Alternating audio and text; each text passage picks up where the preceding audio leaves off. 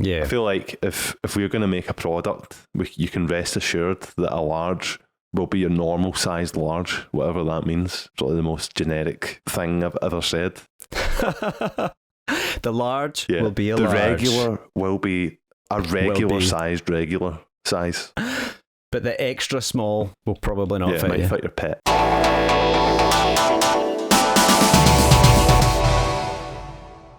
Hello and welcome to Dermist. You're watching Dermist Mondays. I'm Ali.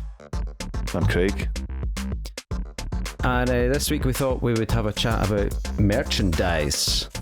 It's been on our mind for a wee while, hasn't it?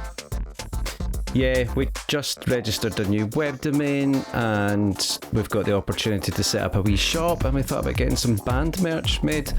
And yeah, typically t-shirts, sweatbands, beanie hats. Yeah, it's just lunch it always seems to be boxes. the t-shirt, isn't it, that you associate with a band. It's never like a hat or like a polo shirt. Polo band. I don't know if I can remember ever seeing a band polo shirt. Yeah, there's that guy, it's a new the niche. singer, Fred Perry. Fred Perry. Want to be in my band? What's it called? Fred Perry. Fred Perry with an IE at the end.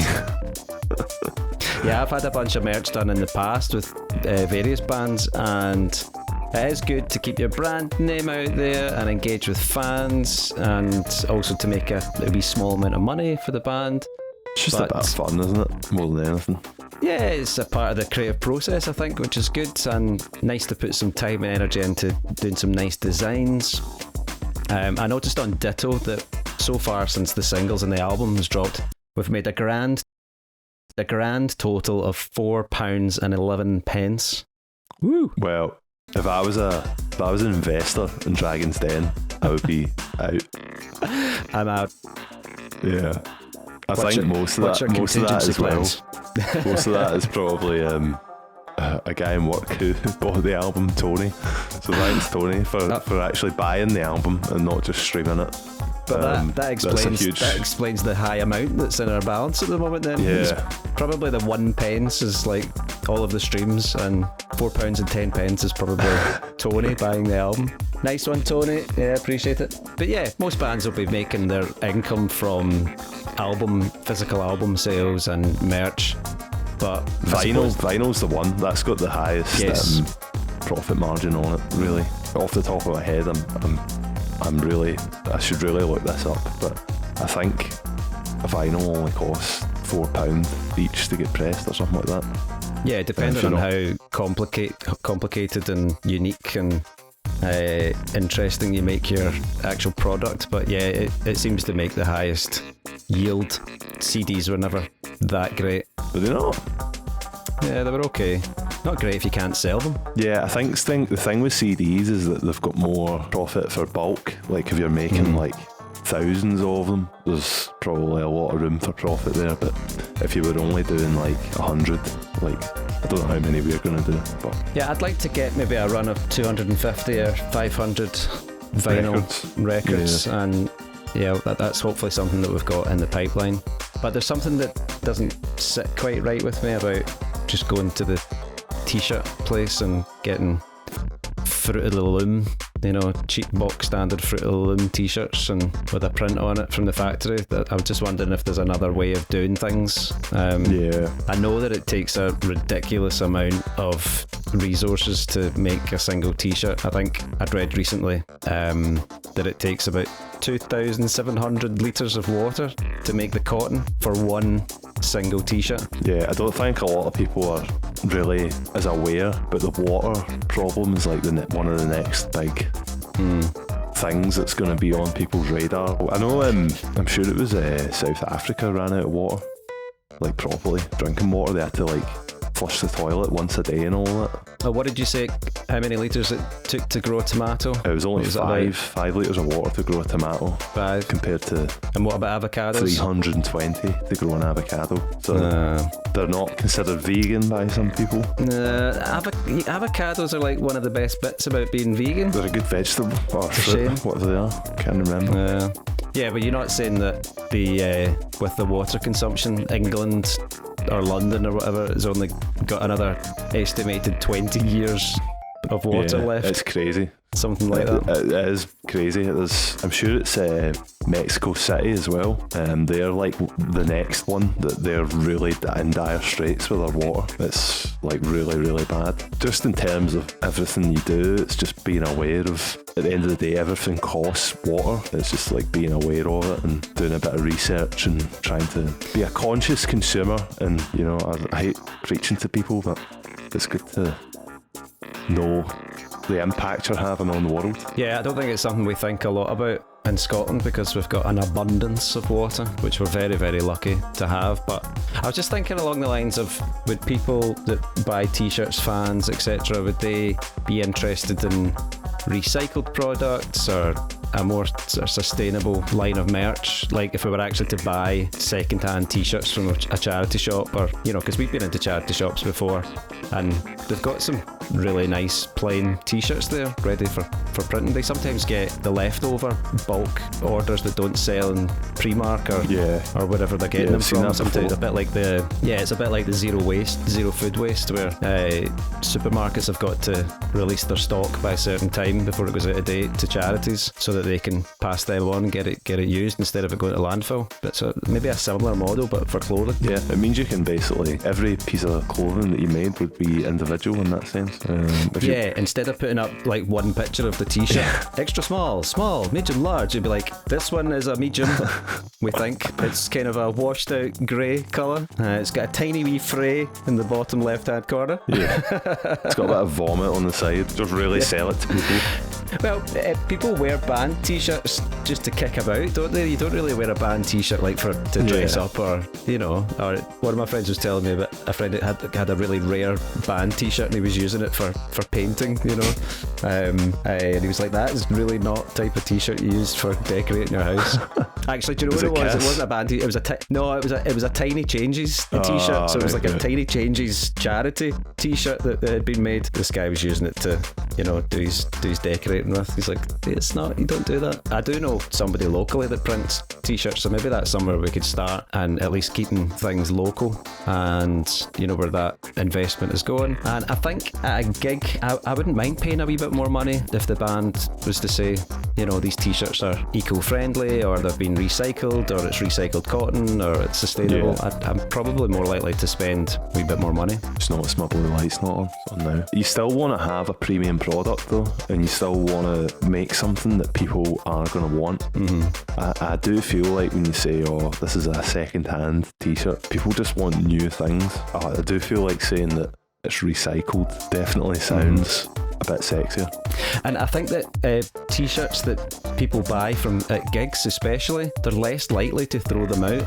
Like they will keep them, they'll wear them for like 5, 6, 10 years, and then they'll use them for painting, and then it'll get used as a rag, you know, and it'll never get flung out because, you know, oh no, I can't fling that out, that's my Prince t-shirt or whatever, you know, you actually bought it at a show. To polish your shoes or something. You're more likely to fling out just a box standard run-of-the-mill Primark t-shirt, I think, because you get more of an attachment to it. Oh, I'm getting another call. Popular. Where do you draw the line? Because if you go to all this effort to make recycled products and then you're delivering them individually to every person, is that sustainable? You know, that's a question I think about. But at the same time, I think you've got to start somewhere, and I think it'll be like one industry at a time. We'll just slowly get there. I'm sure these things are getting more sustainable. I know the laws on shipping changed, so ships used to use this heavy fuel, which had a lot of byproducts, and basically pumped them into the ocean. Yeah, they're not allowed to do that anymore. Now it's all diesel, which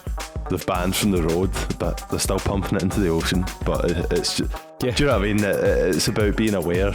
It's okay, because we're going to get you with a Lycra on and your delivery wee backpack on the back of your bike, and you're just going to cycle around dropping off albums and t-shirts to people. It's only 50 quid for delivery. Anywhere. 50 quid? Anywhere. Land's End. In the UK. John O'Groats to Land's End. Or abroad. I mean, if I can get a trip away on business. I want to ride my bicycle. Yeah. Done that bit.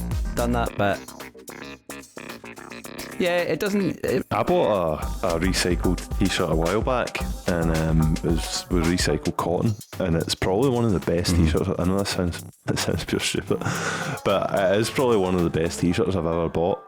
It said it was like really hard to source cotton, like really premium cotton that you can't really get it anymore, so they recycle it. And was it a lot more expensive than? No, not crazy. I think it was 20 quid. I don't think that's right. I don't think that's ridiculous for a good t-shirt. It's because we're so used to buying a t-shirt for £2 now, though, which is also. It's also wrong. Though it's not just the materials. It's also the shape and how well it'll hold up to washing and wear and the stitching. I know people don't think about these things, but if you bought a t-shirt and it lasted you a year versus buying a t-shirt and it lasts you like 5 years. Well, I've still got a Feeder band t-shirt that I bought when I was like 17, still in the wardrobe. Spiffy Clyro t-shirts. Yeah, that was back in the day as well. I always remember I got a Queens of the Stone Age one, and it was their second album, Rated R, and it was like this bright blue t-shirt. One wash, too small after that.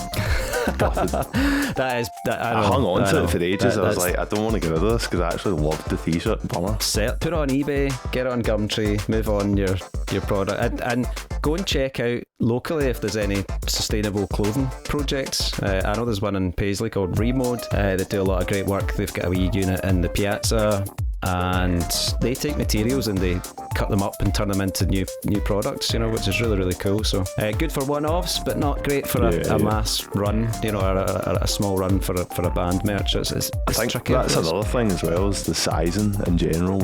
I know like the Fruit and Loom that you've used before, like their stuff, the large is really a large, like it's really large. Whereas and the extra large is a canopy. Yeah, whereas some places you'll order a large and it won't actually be that large. Yeah. I feel like if we're going to make a product, you can rest assured that a large will be your normal sized large, whatever that means. It's probably the most generic thing I've ever said. The large will be a large. The regular will be a regular sized regular size. But the extra small will probably not fit might you. fit your pet. Did you see the Netflix series that Jeff Goldblum did? No, I've not seen it. It was on Netflix. It's quite good. He did a few episodes, and one of them he focused on dyeing, companies, and how denim is made. That historically has not been very eco-friendly or sustainable. But now what they're doing is they're actually laser printing on the design. So where they would I think they would use machines and pressure washers to get the worn look in a pair of jeans. But now they set the jeans up on a platform and they put a high powered laser on it, and it burns, or whatever it does, it burns the detail in it. It's quite incredible. Cool. But yeah, it gives us something to think about and raises a wee bit of awareness. I hate to sound like a preachy to people. It's not cool. I know we're not overly sensitive about it, but I think it's good to be a conscious consumer where you can, when you can, with most of the things that you buy: foods, clothes, electronics. Anyway, that's that. We're going to be thinking about sustainable merch, and if you know of any companies or organisations, or if you work for a company or organisation that manufactures sustainable merch, then please get in touch. And then we can get our Music Glue page up and running, get some bits and bobs on it, along with our new web domain. What's the web? dermist.co.uk. Listen to that. But there's nothing on it yet. Rolls off the tongue, that. Yeah. There's nothing there. Don't type it into Google yet. But watch the space. Although we will accept offers for buying it, but they will be astronomically high. Yeah. But it might fund the next album. All we need to do now is make a company, a manufacturing company, a really unsustainable manufacturing company, and call it Dermist in the UK, and then we can sell it to ourselves. And that's that.